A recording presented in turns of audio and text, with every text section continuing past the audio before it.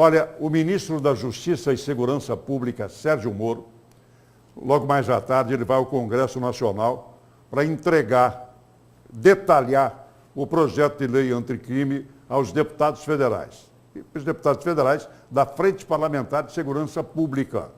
O pacote de medidas foi anunciado na última segunda-feira e prevê alterações drásticas em 14 leis, como o Código Penal, o Código de Processo Penal também, a Lei de Execução Penal, a Lei de Crimes Hediondos, o Código Eleitoral, entre outros. O objetivo das mudanças legais, segundo o governo, é tentar reduzir os crimes violentos de corrupção e os praticados por integrantes de facções criminosas. Aqui no estúdio, com prazer e honra, a gente recebe o secretário de Segurança Pública, doutor Alexandre Bustamante. Secretário, bom dia. Inicialmente, sucesso nessa sua nova empreitada. O senhor já esteve, já se assentou nessa cadeira e teve muito sucesso, foi brilhante. Esperamos que esse feito seja avisado com a sua permanência como secretário. Obrigado, Edivaldo. Obrigado a todos os ouvintes aí. Para mim é uma honra também estar aqui, trazendo para a população essas propostas do governo federal que nos foram apresentadas na última segunda-feira. Perfeito.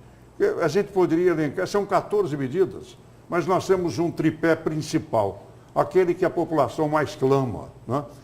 O senhor poderia, na sua opinião, na sua concepção, qual é um ponto de partida para a gente poder conversar? Qual medida, né, seria, para nós aqui, a mais satisfatória? Para mim, que lido com o direito, né, as principais medidas são endurecimento contra 3 tipos de crime. Os crimes de corrupção, os crimes hediondos, que são os crimes violentos contra vidas e hediondos, e os crimes de formação de quadrilha, que abrange diretamente essas organizações criminosas. São os crimes que mais causam insatisfação da sociedade e a proposta do Poder Executivo, do Ministro da Justiça, Sérgio Moro, é um endurecimento muito forte contra eles. A questão de segurança, de crimes hediondos, de tráfico de drogas, né? Nós somos atores. Quando eu digo nós, o Estado é um grande ator nesse filme ou nessa novela, praticamente sem fim, capítulos infindáveis aqui. O que é que muda? Ele quer mudar a concepção, quer mudar prisão, detalhar, ser mais rígido e tal. Mas e a nossa segurança? Com 1.000 quilômetros entre seca e alagada, a nossa divisa com a Bolívia, que é um polo produtor e que tudo passa por aqui. Quando a gente aprende toneladas e mais toneladas, como o ano passado foram apreendidas, nós temos centenas de toneladas passando. O que é que o governo vai repor? O que é que o governo vai te dar? Essa proposta inicial é o endurecimento dos crimes, principalmente para liderança de facções criminosas, a redução de benefícios durante a execução da pena, a obrigatoriedade hoje do cadastro de DNA dos presos nesses 3 crimes, que já nos ajuda bastante para evitar que façam delitos em outros estados e venham mudar de nome, de identidade. E a ideia é que essas pessoas agora sejam mais firmes contra essas pessoas. Como é que é tratada agora a organização criminosa? Só para a gente saber o que é agora e o que será depois, se essa lei for aprovada pelo Congresso. Se identificado qualquer pessoa que tenha vinculação com a organização criminosa, o apenamento aumenta, os benefícios durante a execução da pena são restritos, eles são tratados de forma muito mais rígida pelo sistema, o benefício da progressão da pena diminui. Então, se vinculado a qualquer facção criminosa, qualquer uma que seja, a lei traz a nominação de algumas, mas o Estado pode colocar outras lá. Aí sim, o endurecimento é muito forte com elas. É justamente evitar o que está acontecendo no Ceará, que uma das facções criminosas se avora na titularidade de atos de terrorismo e o Estado muitas vezes fica até refém. Ele tem uma experiência como juiz na desarticulação do crime organizado. Nós temos aqui dezenas, hoje, por exemplo, o próprio GAECO, né, está no interior, lá na região de Barra do Garças, a Polícia Federal está agindo também, e nós temos aqui centenas de problemas com o crime organizado. Não sei o que acontece, mas nós somos um imã, né, ou pelo menos polo ativo no crime organizado. Como é que vai ser esse combate do crime organizado e as sanções para o crime organizado? Na realidade, o ex-juiz Sérgio Moro, durante o seu processo como juiz, ele tinha necessidade de alterações legais para facilitar o trabalho do magistrado. Então ele traz uma inovação que já existe no governo americano, que durante a prisão e a primeira audiência do juiz, a negociação da pena. Diminui esses processos longos. Muitas vezes a pessoa ela é réu confesso e o processo demora 20 anos. Aí, abre a possibilidade do juiz fazer uma negociação logo no primeiro, desde que o Ministério Público concorde, a defesa concorde, o apenamento já sai ali de pronto. Agiliza, diminui a quantidade de processos que nós temos. Se a gente olhar hoje no Brasil, por ano, são mais de 63 mil homicídios. Você imagina a situação que ficam os tribunais de júris para julgar 63 mil homicídios por ano. Se acontecer um homicídio hoje, concluiu o processo, a pessoa só vai ser julgada daqui a 8 anos, 10 anos. Então, com esse processo, você consegue agilizar, antecipar o cumprimento da pena, agilizar a justiça, ficar com os crimes mais complexos. E alguns crimes você consegue dar uma celeridade que a justiça precisa. Quer dizer que se eu cometer um delito, um crime, né, considerado um crime de grande monta, e na frente do juiz, dizer, não, eu sou culpado. Confesso. Eu sou réu, confesso, eu fiz isso realmente, para todos os crimes, né? Fiz isso realmente, não. O magistrado pode observar e decretar a pena ali. A pena. Ele faz a chamada negociação. Ele faz uma negociação entre o Ministério Público, a defesa e o juiz decide. Vocês concordam? Concordam. Então a pena é essa, ok? Ok. Então, como funciona em alguns filmes americanos, a gente vê muito isso. Que o professor chega e faz a negociação da pena. Isso vai dar uma celeridade muito grande para a justiça. E os casos mais complexos, aí sim, vão ficar com mais detalhamento por parte do juiz. E como é que ficariam os delatores nesse caso? Porque nós temos hoje até um instrumento, a delação premiada, né? Como é que ficariam os delatores? Não é o caso de delação, é o caso de confissão. Sim, o caso de confissão. E os delatores? O delator é a mesma coisa. A mesma coisa? Os delatores podem entrar nessa negociação se ele confessar a parte do crime. Então, aí sim. Mas a delação diz respeito à parte dele e à parte de outras pessoas envolvidas. Nesse caso, se ele entrar como delator e confissão, ele pode ter a pena reduzida. São duas coisas que a sociedade pouco entende ou nada entende, doutor. Nós temos um caso, por exemplo, de um colega de profissão, chamado Pimenta da Veiga, que matou a namorada, covardemente matou a namorada. Isso é um exemplo nacional, né? Aí ele foi para a júri popular, foi condenado a 18, 19 anos, saiu pela porta da frente.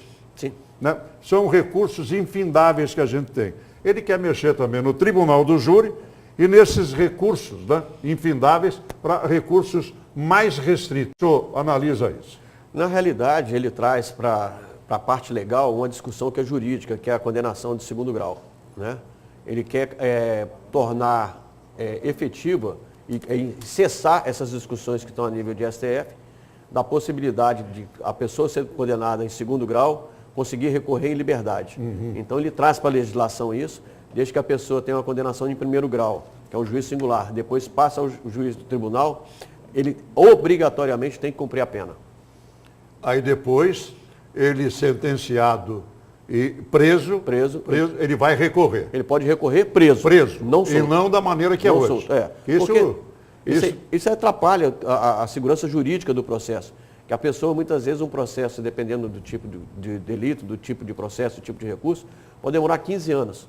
E a pessoa já está condenada e muitas vezes fica aquele processo remoendo, e sabendo muitas vezes que até ela é confessa no processo. E nós temos casos aqui de 70, 80 anos de cadeia, né? Exato. E que o cara não cumpriu nem um dia. Né? Nem um dia. Até agora está em cima de recurso. Então, esta prisão em segunda instância, segundo grau... Virá lei para evitar discussão jurídica.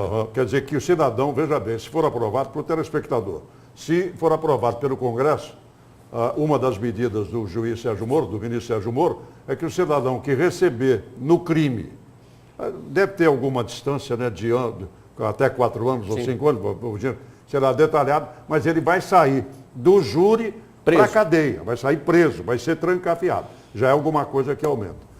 Muita discussão também, doutor Bustamante, secretário Bustamante, a questão da legítima defesa. Isso não é um passaporte para que nós tenhamos desvios de conduta? Não. Como é que o senhor analisa? Essa discussão é muito grande nos meios jurídicos, nos meios policiais. Vamos dar um exemplo do Rio de Janeiro. Tá? Se discute muito quando um policial sobe numa favela daquela e é recebido a tiro de fuzil. Aí ele revida a legítima defesa daquilo. E a discussão é, se o policial mata a pessoa com fuzil, é legítima defesa, não é legítima defesa, a pessoa está ali armado. Então, a ideia é, se a legítima defesa vier de um caso de uma agressão maior do que ela tem, o policial não há necessidade dele ficar preso por aquela legítima defesa, o que muitas vezes ocorre. Nós temos também a questão do regime fechado, falamos agora há pouco. Exatamente. A condenação para regime fechado só De acima de 8 anos. de 1/6 para 2/5. Tá, e agora, nós temos também de 1/5, né? Exatamente. Para 3/5. 3/5 representa 60% da pena. 60% da pena. Aí em regime fechado. Em regime fechado. Aí que ele vai poder começar nos recursos para progressão de pena. Exatamente. Vamos deixar bem claro para a pessoa entender hoje mais ou menos como é que funciona, a grosso modo. Se a pessoa é condenada a 30 anos, ele cumpre 1/6 da pena. Vai cumprir 5 anos. 5 anos. Ele é condenado a 30, cumpre 5. Então, o que o Sérgio Moro está querendo diminuir é essa distorção para esses 3 crimes. Corrupção, crime hediondo e o crime de quadrilha. Né? Ou seja, se for condenado por esses crimes, ao invés de ele cumprir 1/6, ele vai ter que cumprir 2/5. Ao invés de cumprir 5 anos, ele vai ter que cumprir 30, vai ter que cumprir no mínimo 20 anos. 20 anos. Nós teremos de 30 Pra dividido 20. por De 5 para 20. Para 20, vem para 18, né? 18 por aí. Cravado 18. 18. Vai cumprir até. Aí que ele começa podendo chegar até 20 para ter Exatamente. análise. Ou seja, ele sai de 5 análise anos. da promoção. Exatamente, ele sai de 5 anos para 18. Ou seja, vai ter que pensar bastante hoje. Bastante para cometer o crime, Cometer o desde crime. que a emenda seja aprovada. Tribunal de Júri nós falamos, prisão em segunda instância e reincidentes. É o que mais nós temos também aqui. O cidadão vem, e aliás, até tornozelados, né? Que rescindem. Sim, exatamente. Então, como é que a gente pode tratar os reincidentes do colarinho branco, da improbidade administrativa, do crime comum? Como é que a gente pode tratar os reincidentes nessas 14 medidas? A ideia do Sérgio Moro é justamente, entende-se que o primeiro desvio, o delito, é socialmente reprimível. A partir do segundo, o Estado tem que ser mais firme. E o que ele está tratando é justamente isso. Na reincidência, perde benefício, perde progressão, perde tudo que a pessoa poderia ter direito. Então ele vai ser a proposta para ser encaminhada ao Congresso é justamente essa, ser mais firme nas pessoas reincidentes, e principalmente nas reincidências específicas, que é o cometimento do mesmo crime. Até furto, roubo, todos eles. E nós não aumentaríamos muito o número de habitantes no presídio? Nós teríamos condições financeiras, por exemplo, de abrigar todo mundo preso? A ideia, sabe, Edivaldo, nesse sentido, é que diminua a quantidade de presos, que a pessoa evite cometer crime. Porque se continuar cometendo crime, mesmo com esse endurecimento, a gente pode ter um início e um colapso, mas em contrapartida, nós vamos ter criminosos presos durante mais tempo. E arma de fogo, doutor? Que agora, acho que o Bolsonaro queria arma de fogo, né? Até na campanha, ele botava uma criança no colo, a criança tá. Então, mas como é que tem que ter uma certa dosagem, uma prudência? Como é que é arma de fogo? Porque não é só, o crime não é só da arma de fogo. Não. O cara mata a pedrada, a paulada, né, a facada. Então, como é que será tratada a arma de fogo? Eu acredito que com esse aumento, essa facilitação da posse de arma, não é o porte, a posse de arma, tem que ser tratado também com mais rigor o uso irregular da arma que está sob sua posse. E a proposta vem em cima disso. Um controle maior do apenamento das pessoas que fizerem uso irregular da arma. Perfeito. Doutor Bustamante, mais uma vez, foi um prazer, uma honra tê-lo aqui. Prazer Gostaria todo que, meu. com a sua permissão, eu desse um abraço à minha querida Débora, que está te assessorando, que é extraordinário jornalista, e no meu amigo Tiago França, que eu deixei a ele pessoalmente, que é uma perda lastimável para o serviço público perder tanta capacidade como a dele. E ao senhor, mais uma vez, Obrigado. parabéns pelo cargo, confiança total da população e a torcida, juntar a torcida do Flamengo e do Corinthians para torcer pelo seu sucesso. Eu agradeço e peço à população que nos ajude. A segurança é uma pasta que, se todo mundo colaborar, a gente vai tentar melhorar e melhorar o estado do E nós simples mortais, precisamos dessa segurança. Muito obrigado.